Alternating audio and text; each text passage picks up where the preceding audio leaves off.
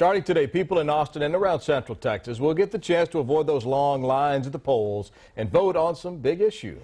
Early voting officially begins today for the November 7th elections. KVUE's Jay Wallace has been looking into some of the important talking points that you should know about before you head to the polls. Right, Jay? Yeah, that's right, Yvonne. There are 7 constitutional amendments on the ballot.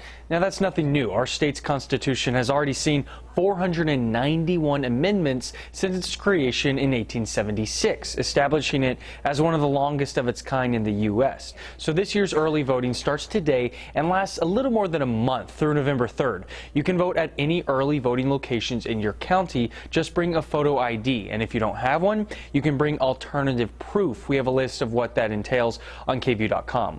Now, one of the biggest issues many of you have heard about or will be impacted by the $1 billion school bond for Austin ISD. With this money, 16 schools in the district will have major renovations done, including the original Anderson High School. The district says it can pay for that $1 billion bond without raising the tax rate in Travis County. While still some remain skeptical this will end up being the case. Some other issues worth mentioning. Travis County voters will decide whether to approve a $185 million bond package for parks, roads, and drainage projects, which could cause the property tax bill for the average Travis County homestead to eventually go up about $24.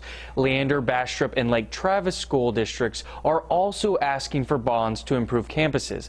Kyle, Buda, and San Marcos, they have important elections on deck for their city councils. And as for those constitutional changes I mentioned on a statewide level, Proposition 6 would allow tax breaks for the spouses of police, firefighters, and emergency workers killed in the line of duty.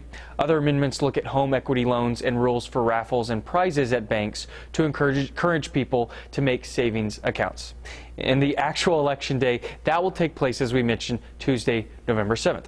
In the newsroom, Jay Wallace, KVUE News.